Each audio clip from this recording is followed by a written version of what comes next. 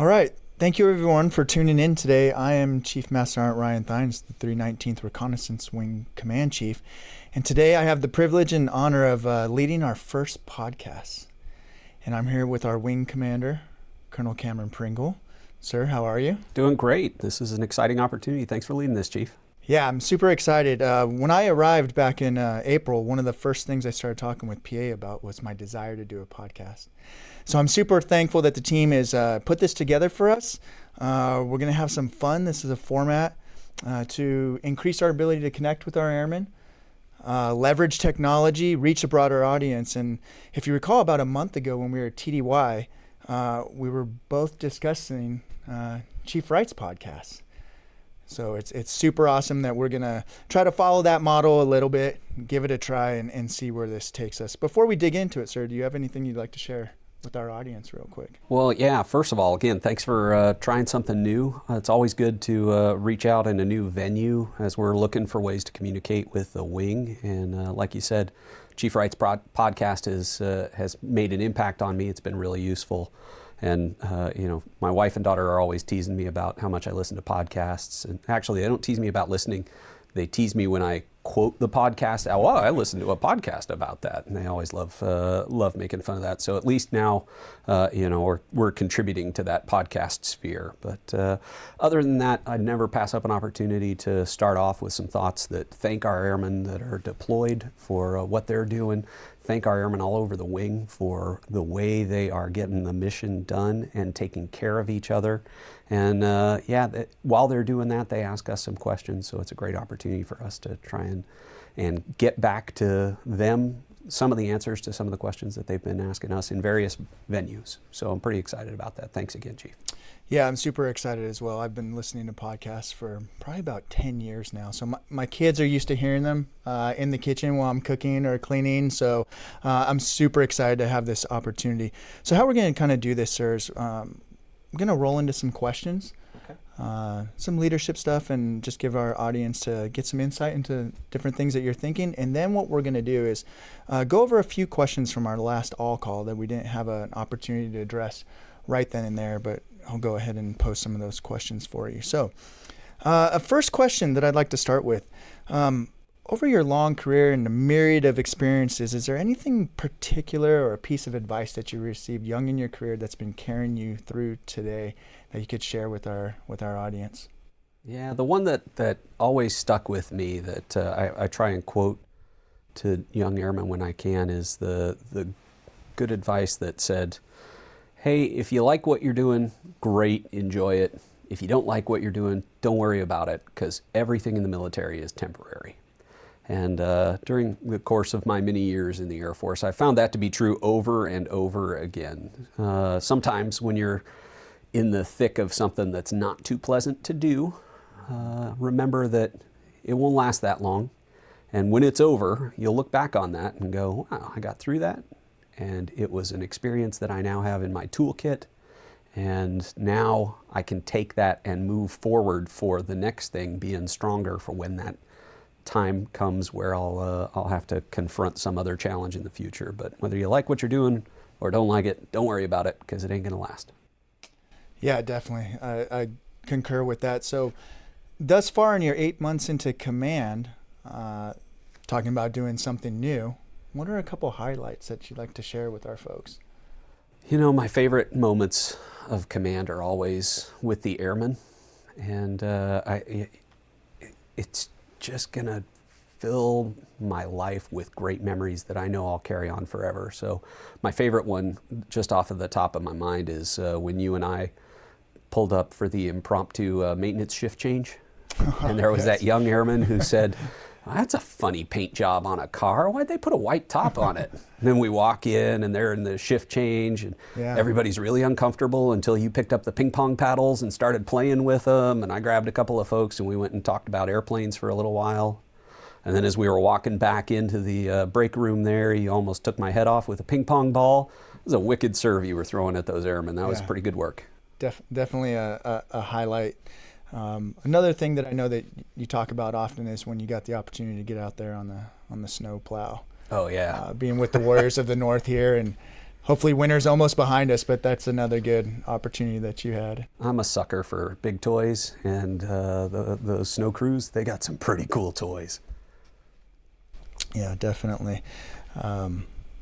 Yeah, a lot of fun stuff that we get to do on a daily basis, and it's probably pretty difficult for our airmen to fathom what is the day in the life of a wing commander. So if you wouldn't mind sharing, sir, from the time you wake up to the time that you call it quits, what's the day like for you? You know, every day's a little bit different, obviously. Different challenges present themselves, and it almost is false advertising to say typical day, but you know, as much as I can when I'm in control of my schedule, like to do the early wake up thing, get my gym time in. I'm not quite as dedicated as my wife is. She's a 3:45 wake up, and I'm usually a little bit behind that one. But I got to be at the gym or in my workout. A lot of times, if I'm just running around the neighborhood, working that by 4:15, 4:30 is the goal. Got to have that done by 5:30, and then my family does a pretty good job when I'm in town, reliably grabbing breakfast at 6 o'clock before they get on the road to. I say 6 o'clock. It's it's a little bit more dynamic than that. But anyway, we get breakfast together, and then we move on our days. Get I usually will get a quick news check in before getting to work. Or you'll notice a lot of times on my Facebook feed, that's when I like to do my Facebook. And then get to work and start at it. I usually like to check the secret side first so that I can get my intel update for the day. And then launch into meetings wherever they are in the day. Or if it's a good day, we're going to be out and about, trying to go visit airmen where they're at. Those are definitely the best days. But a lot of times, various meetings that are occurring here at the headquarters, roll through those, try to take a little bit of time for a lunch each day to kind of gather my thoughts, and pretty reliably getting out at a reasonable hour at the end of the day. So, a normal meeting, we're getting briefed on everything from where the Global Hawks are and what they're doing, to a lot of the great support functions that are going on here at the base. So we have pretty routine updates on how the supporting agencies are helping airmen, and from time to time there are events downtown that we have to go to take care of the community and inform them about what's going on, and also to learn about how the community supports us. So it's a pretty good gig being a wing commander. Not quite as good a gig as being a squadron commander, but pretty darn good gig, and you get to ride around in a car with a fancy white paint job once in a while. So. Yeah, I think it's interesting in all the different conferences I've been to, and I know you've heard the same thing from our senior leaders. It seems as if most senior leaders, they start their days pretty early. It seems to be a common theme throughout the Department of Defense. And what I have told young airmen a lot is, when they ask me kind of questions about what my day is like as well, is that the morning time is really the only time that I own. That doesn't get taken away from a meeting or from something hot in the day. Usually that doesn't pop up until you arrive at work at 7:30 or 8 o'clock or whatnot. But if you could start developing some of those habits, those routines early in your career to start your day off and get your physical fitness in, get some reading, get some thinking time in, that it'll benefit you over the long run. I find the routine is really important when I can establish it, even if I know today isn't going to be the day where I'm going to break my personal best on weightlifting. Okay, but I'm going to get out and I'm going to move. General Holmes talks a little bit about just move every day. Just do something, some kind of exercise every day, and that having that as a part of your routine, I think, is a really healthy way to go through life. Yeah, absolutely. Another question, with some recent news and your experience with budgets and the news regarding the future of the Global Hawk, can you give a quick overview of how the process kind of works that might be able to address any immediate concerns and let folks know kind of where we're at? Yeah, no, I wish I could alleviate everybody's concerns, and I wish that there wasn't a proposal out there to divest some of the RQ-4 fleet, but The truth is, it's a process, and having seen it from inside the Pentagon in the really, really nitty-gritties of where the budget gets made, I've seen a few times where the example I use is the A-10s. A few years ago, at this stage in the process, the Air Force had proposed divesting all of the A-10s. And as is the process, it goes through reviews at Department of Defense and in the White House. And then in this case, now the President's budget is over on Capitol Hill for review. And it contains some divestitures of RQ-4s, and the Congress is gonna weigh in on that in the way that they do.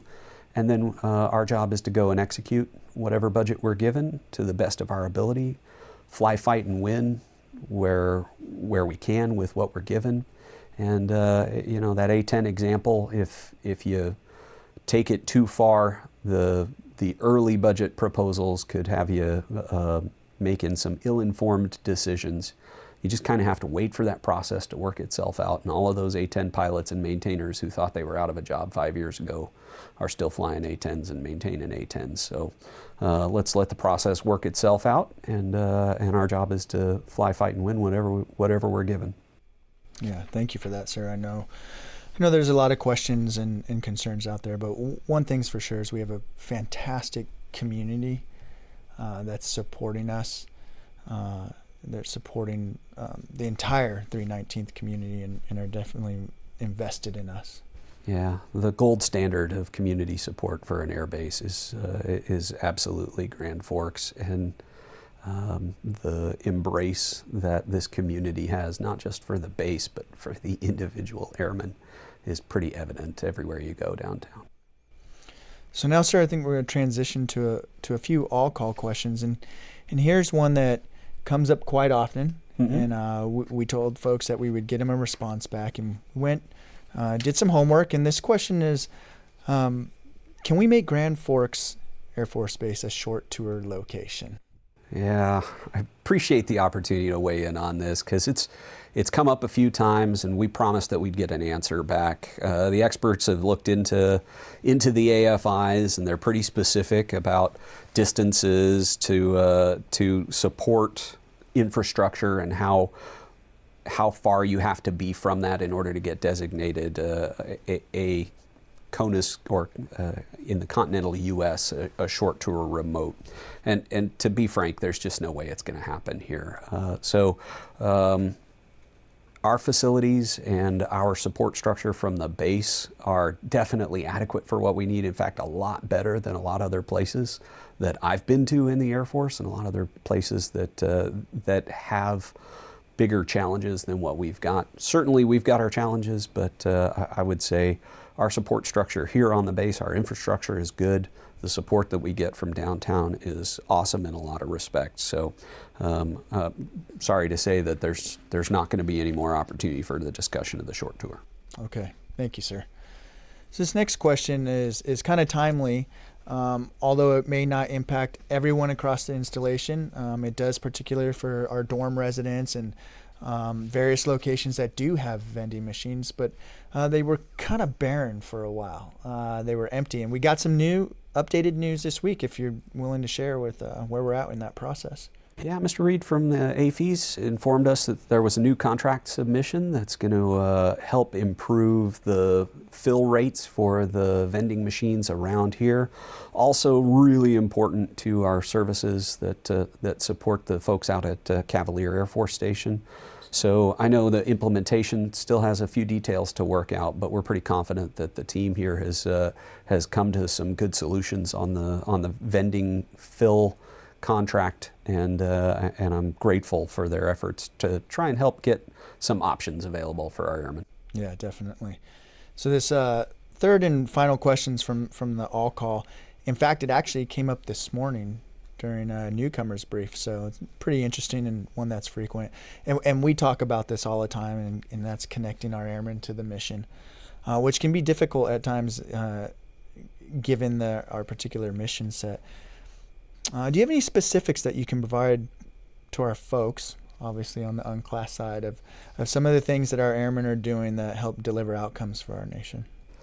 Yeah, and I appreciate this opportunity because it is tough for us to focus on the way our missions, each individual airman is connected in a different way, but it's so distributed in the Global Hawk, with our intel analysis being in some other part of the country, and then the users who are using that to make decisions being at some headquarters somewhere across the ocean, that to get feedback on why what we're doing really matters and how that's making a difference is really tough.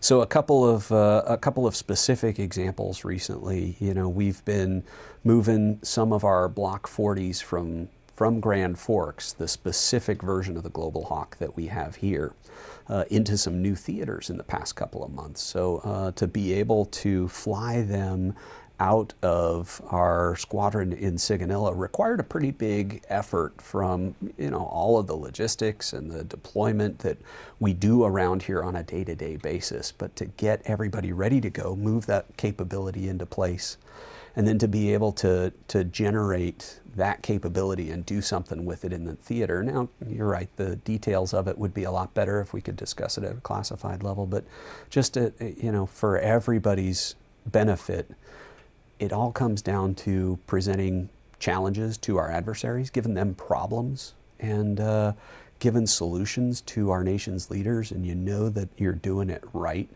when they come back and say, hey, we want more of that. And we hear that all the time. Anytime our missions are not going as scheduled, we're hearing from them. And you know that we're as relevant now as we have ever been. My best example of that relevance today and how it ties to specific airmen, every particular mission that's going on in the Middle East right now, I think given the heightened tensions that occurred in the last couple of months over in the Middle East, every particular mission over there right now has a little added significance to it, and individual airmen that might be connecting the network, that might be connecting a little piece to it, or might be helping an airman who's going to go and fly one of those missions, might not necessarily see how they're making an outcome occur for our country.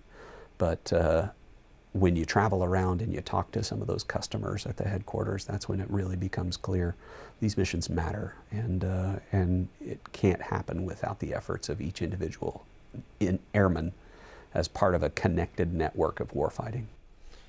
Yeah, it's interesting. Things have kind of come full circle for me. 2 years ago when I was deployed was kind of the first time I ever heard the term bacon. Mm-hmm. And then now here, I honestly had to look it up. Yep. I wasn't quite sure what that was or what it meant, and I just knew it was being spoken about a lot. And now to be here today, part of this mission, is kind of ironic. Definitely makes me proud. Last week, I had a chance to go into the cockpit with some of our enlisted pilots and get to see what they're doing, and that was really awesome. But I also got to see the piece of it of how the communication equipment plays such an important role. The HVAC systems, the power, it's all interconnected. And I wish all of our airmen could see it. And definitely thank you for sharing about how important it is, the things that we all do. Yeah, a lot of people think bacon is just a breakfast food, but as a battlefield communications node, Global Hawk is everything from a space alternative. It's like a satellite replacement unit, to a mobile telephone connector, to connecting airborne assets in ways that are just impossible to imagine the impacts that those can have on the battlefield. And you mentioned HVAC is a great example. In the remotely piloted aircraft business, our infrastructure is our weapons system. So everybody that's maintaining those buildings, everybody that's helping us get to and from them, and supporting those airmen that are flying the operational missions from right here in Grand Forks is a part of that network that's making it happen. Yes, sir. So we're going to kind of wrap this up, and do you have anything else you'd like to share with us before I close this first podcast out? Well, I'll give a quick shout out to a couple of things that are coming up. Yeah, absolutely. Looking forward, we've got 16th Air Force visit on the horizon. So my boss, Lieutenant General Hawk, and Chief Lifer from 16th Air Force are going to be here on the 23rd through the 25th of March. We've got our Commanders Conference coming up in April, where we're going to be bringing all of the geographically separated units here to Grand Forks to get together. We're going to talk about ops, we're going to talk about leadership, and we're really excited about that. Finally, I'd be remiss if I missed an opportunity to plug the air show that's coming up in August 1st and 2nd. I know a lot of folks are going to be working really hard in order to make that happen. And we've got a great team that's planning for the air show, but it's going to be an all-hands effort, and it's going to be a great success, a really fundamentally important part of the team. If you'll permit me, I'll tell the story about Please do. A young captain who tracked me down 13 years after I saw him at an air show and said, Colonel Pringle, you probably don't remember 13 years ago, you spent some time with me at an air show talking to me and my dad, and it made the difference about when I joined the Air Force. And there he was standing there 13 years later as a captain, having graduated from the weapons school in the MQ-9s. It was just a really impressive young officer, and it's a reminder of the kind of impact that we have when we go out in the community, the kind of impact that every airman can have, and the importance of an air show as a way of connecting to our community and building that connection for the future. So we're real excited for Northern Thunder. It's going to be a great air show with the Thunderbirds here to hopefully try and give something back to the community and remind them of their role in supporting our Air Force for the future. So, yep, got to look forward to those options. A couple of great leader visits on the horizon, and I think the only thing I can say is thanks to everybody who's going to make those things happen, because it's a lot of good work getting done. Yeah, definitely. That sounds like an opportunity for a future podcast. If the PA team will continue to let me do this, I can get Lieutenant Colonel Fitz on here, and we'll talk all about the air show and explain all the awesomeness that is to come. So there we go. Maybe we could do that soon. So, sir, thank you very much. First podcast. Hopefully people enjoy it. I'd encourage folks to send me an email. Send an email to PA if you know someone out there that has an interesting story that I could sit around and chat with. From Airman Basic to Colonel. It doesn't matter. If someone has a great story, I'm willing to sit down and talk with them, and we can keep this going. And so go out there, download it, play it, listen to it, critique it. Thanks again to everyone out there for listening. Thanks, Chief.